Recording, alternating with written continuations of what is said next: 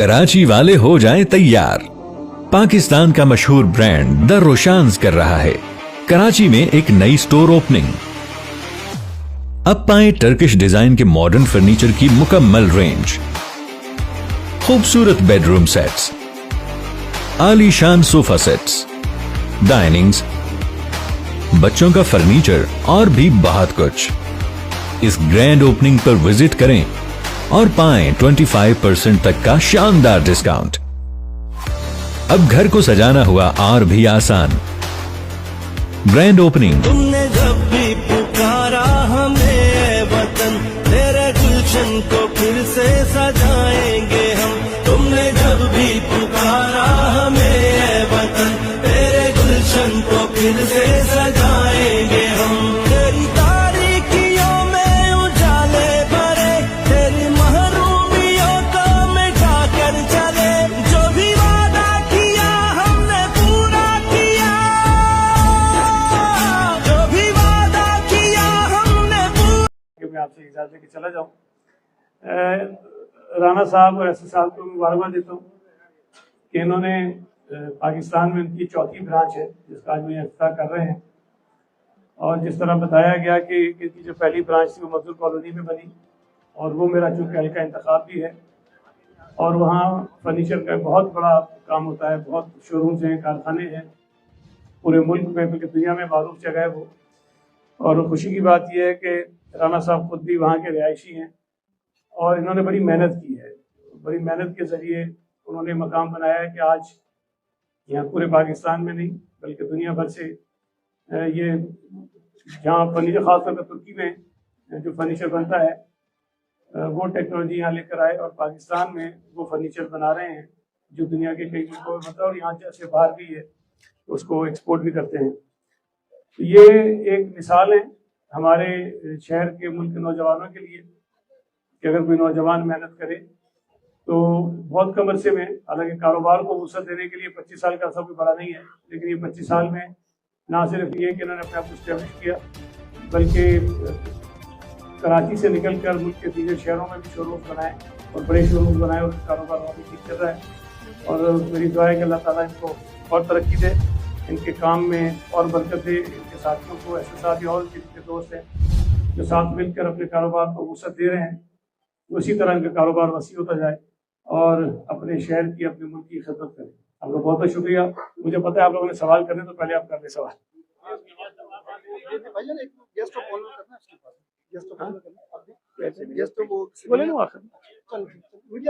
जी आप सवाल कर लें।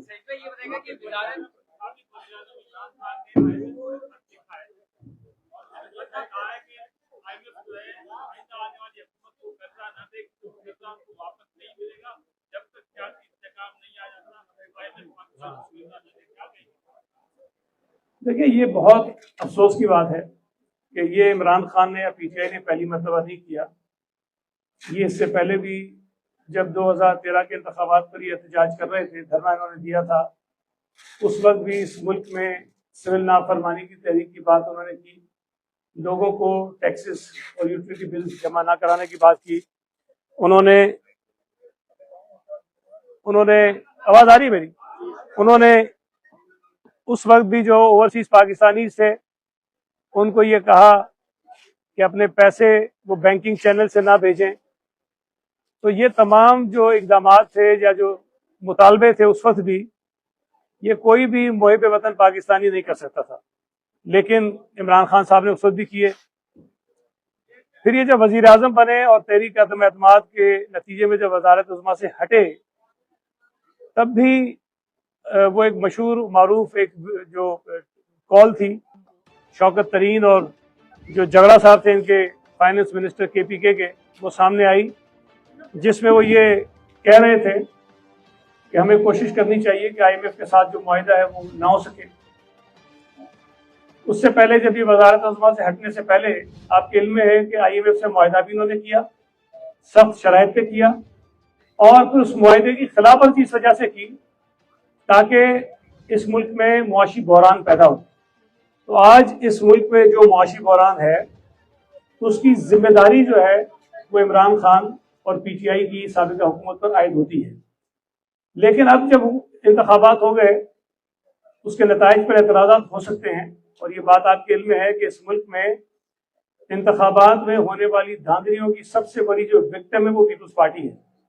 मैं 88 से शुरू करूं, जितने इंतखाबात हुए, हालांकि वो इंतखाबात भी जिनके नतीजे में हुकूमतों में आए, उन इंतखाबात में भी पीपल्स पार्टी के साथ ज्यादती और धांधली हुई है।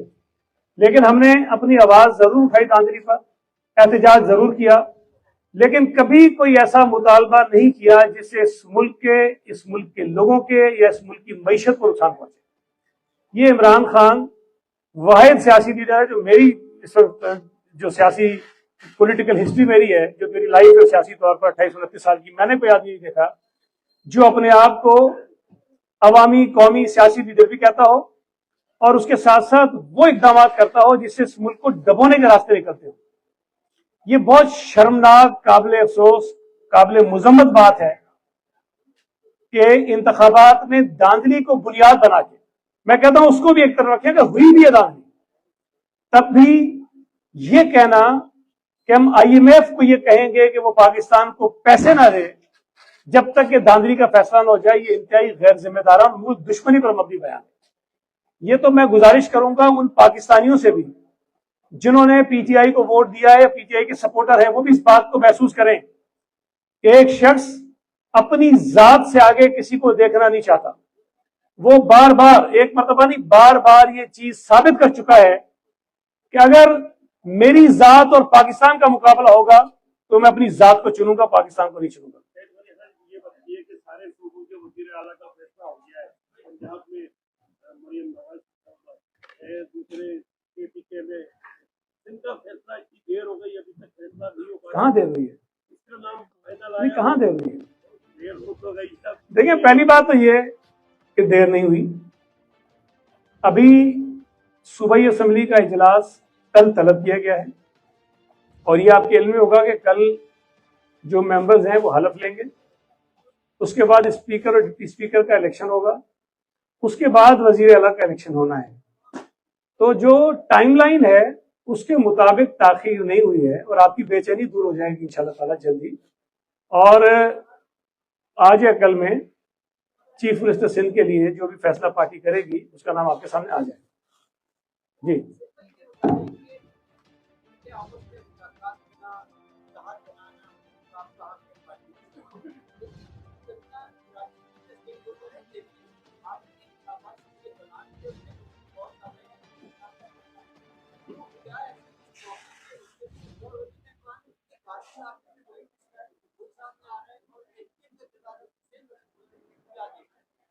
देखिए, पहली बात तो यह है कि पाकिस्तान पीपल्स पार्टी और उसकी क़यादत ने कभी भी सियासत में बातचीत के रास्ते बंद नहीं किए। और मैं अभी ये बैठ के कह दूं कि MQM से बिल्कुल बात नहीं हो सकती, तो मैं समझता हूं कि ये नामुनासिब एक जवाब होगा। हाँ, ये जरूर है कि फिल वक्त हमें MQM की हिमायत की जरूरत सिंध असेंबली में बिल्कुल भी नहीं है।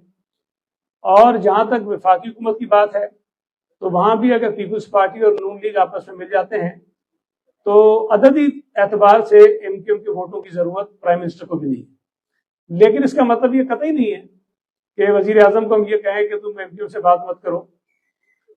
हुकूमत में शामिल होने की हद तक तो शायद मैं ये कह सकता हूँ कि हमें MQM की जरूरत नहीं है, लेकिन सूबा सिंध में किसी भी तरह से अगर उनकी एक नुमाइंदगी आ गई है तो बातचीत तो शायद असेंबली में जब वो आए तो हमारी उनसे होगी जरूर, और ये मैं नहीं कह सकता कि नहीं होगी। लेकिन हमने कभी ये नहीं कहा कि हम MQM से किसी सूरत में बातचीत नहीं करना चाहते। बातचीत करना, डायलॉग करना, ये सियासत का हुस्न है।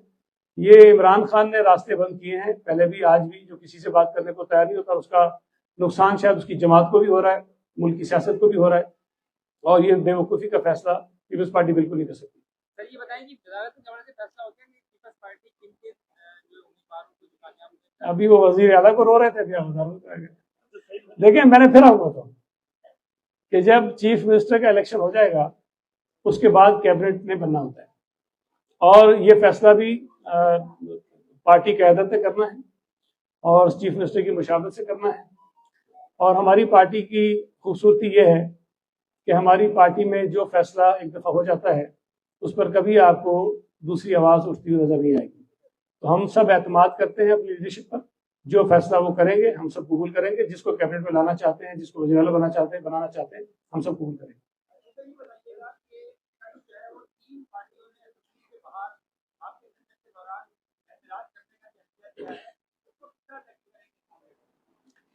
वैसे ये बड़ी दिलचस्प सूरत है, अच्छा आपने पूछा।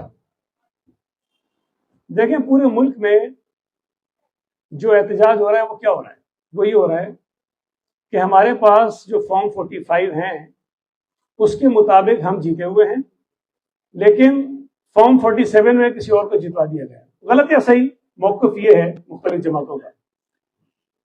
लेकिन सूबा सिंध में मैं ये चैलेंज करता हूं, ये जीटीए के तमाम उम्मीदवारों, किसी एक हल्के से सूबाई या कौमी से अपने फॉर्म 45 लेकर आ जाएं जिसमें यह साबित हो कि वो जीते हुए, एक हल्के में भी नहीं है। अब चूंकि वो मुख्तलिफ जमातें एहतजाज कर रही हैं तो उन्होंने कहा क्यों हम भी अपना इसके अंदर हिस्सा डाल दें। वो अपना हिस्सा डालने की कोशिश कर रहे हैं। ये उनको पता है, उनको यकीन है कि वो बुरी तरह से सूबा सिंध में हारे हैं, बुरी तरह से हारे हैं। जो शोर मचा रहे हैं 1-1 लाख वोटों से हारे हुए हैं, तो मतलब कोई मजाक तो नहीं है। मैं आपके सामने खड़ा हूं, कराची से मैं जीता हूं, मेरे सामने जीडीए का उम्मीदवार था, वो तीसरे नंबर पे था, उसको दूसरे पे करवाया गया। वो करे ना, मेरे हल्के में डाले थी काउंटिंग की दरखास्त, करे इलेक्शन की पिटीशन मेरे खिलाफ, मेरे वोट बढ़ेंगे उससे कम होंगे। धांधलियां भी खुद करते हैं, बदमाशियां भी खुद करते हैं, फिर हार जाते हैं, फिर चिल्लाते भी खुद ही है। आप इनसे कहें, जीडीए के तमाम जो हैं लोग जो खड़े हुए हैं, जेयूआई के जो लोग हैं, उनको कहें कि भाई जिन नशिस्तों पर आप शोर मचा रहे हैं ना, सूबा सिंध में पीपल्स पार्टी जीत गई है, आप मेहरबानी करके किसी एक हल्के के फॉर्म 45 में भी दिखा दें कि जी ये हैं और वहां से हम जीते। और फिर अभी एक दादू में नशिस्त खाली हुई, हमारे एमपी का इंतकाल हो गया है, जो भी मुंतखब हुए थे, अजीज जूनियर साहब लड़े आके इलेक्शन। फिर वहां बिलावल भुट्टो जरदारी साहब कंबर शहजाद को भी गालिबन नशिस्त छोड़ेंगे, आके लड़े इलेक्शन, दोबारा लड़ते हैं ना, पता चल जाएगा इनकी हैसियत क्या है, इनकी औकात क्या है। ये सिर्फ दिखाने के लिए कि हम जो जलील होके हारे हैं, हम हारे नहीं, हमें हराया गया। और मैं इनसे गुजारिश करूंगा कि जिन्होंने आपको आश्रय दिए तो उनसे बात करो, ये सड़कों पर आकर ड्रामेबाजी करने की जरूरत नहीं है। सर ये तो निगाह हुकूमत की जिम्मेदारी है कि वो असेंबली के अंदर यकीनी बनाए इस बात को कि जो लोग मुंतखब हुए हैं वो आकर वहां हलफ लें। लेकिन जितने इनको वोट पड़े हैं ना, जितने वोट इनको पड़े हैं, हम अगर आवाज लगा देंगे कि हमारे लोग भी आ जाएं, तो मैं समझता हूं कि शायद इनके लिए बुरा सूरत हो जाएगा। वो चाहते नहीं है, ये जिल्लत आमेज शिकस्त इनको मिली, इसको तस्लीम करें और ये उसी तथा में काम करके इस तरह करते रहें। ये 5 साल फिर एक दूसरे से लड़ेंगे और अगले फिर इलेक्शन में फिर इकट्ठे हो जाएंगे, फिर कोई आएगी ऐसी जादू की छड़ी जो उनको मिला देगी आपस में। ये बताइए कि दूसरा सवाल है, पीडीएम की 16 महीने की जो पहले हुकूमत आई थी, पीडीएम 1 की नाकाम तरीन हुकूमत थी, पीडीएम 2 की हुकूमत आने वाली, उसका क्या फ्यूचर देखते हैं? आपकी राय नाकाम तरीन थी, लेकिन मैं ये मानता हूँ कि क्राइसिस थे, मुश्किल हालात थे और मुश्किल हालात में वो हुकूमत चली। ज़ाहिर महंगाई बहुत हुई, लोगों की तवक्कुआत पूरी नहीं हुई, इस सब तक तो बात ठीक है। लेकिन अब जो हुकूमत बन रही है उसके लिए भी बहुत बड़े चैलेंजेस हैं। ये कोई भी नहीं कह सकता कि जो हुकूमत आगे चलेगी वो कोई फूलों की सेज पे जाएगी और आसानी से सारे मसाले हो जाएंगे। आगे मुश्किलात हैं, लेकिन हमें ये कोशिश करनी चाहिए कि जितना लोगों के लिए आसानियां पैदा कर सकें हम करें। लेकिन इमरान खान की जो हरकतें हैं, जो साजिशें हैं, जिस किस्म की वो बातें कर रहा है, वो चाहता यही है कि इस कौम के ऊपर मजीद अजाब आए। और मुझे हैरत इस बात पे होती है कि आज भी वो क्लेम करते हैं कि सबसे ज्यादा वोट उनको पड़े, कहते हैं ना जी। तो इसका मतलब ये है कि इस मुल्क में वो लोग जिन्होंने पीटीआई को वोट दिया, इसको उनका भी एहसास नहीं।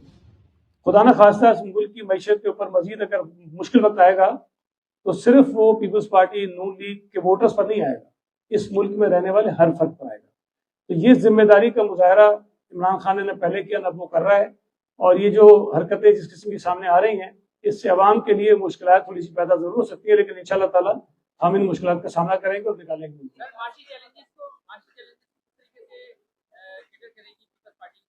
पीपल्स पार्टी देखें, पीपल्स पार्टी वफाक में हुकूमत में तो नहीं है, सूबा सिंध की हुकूमत में जरूर है। और हमने गुज़िश्ता हुकूमत में भी बहुत मुश्किल सूरत हाल में भी अपने सूबे में लोगों को रिलीफ दी है, बावजूद इसके कि पहले कोविड का सामना रहा, फिर सैलाब की वजह से लोगों को बहुत मुश्किलात का सामना करना पड़ा, लेकिन हमने अपने जो बस में था, जो वसाइल थे, हमने खिदमत की और इंशाल्लाह ताला आगे भी करेंगे। और जो वसाइल सूबे के पास मौजूद हैं, हम उसके अंदर रहते हुए लोगों की मुश्किलात को कम करने की कोशिश करेंगे।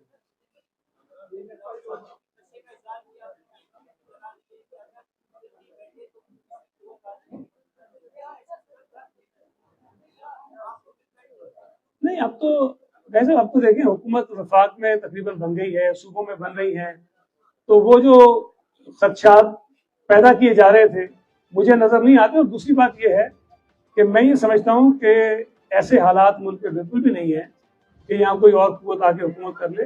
हालात आसान नहीं है, बहुत मुश्किल है, और उन मुश्किलात को सिर्फ पॉलिटिकल पार्टीज और एक मुंतखब सूबाई जो कौमी हुकूमत है वही इन मुश्किलात का सामना कर सकती है, और कोई ताकत नहीं कर सकती। बहुत बहुत शुक्रिया।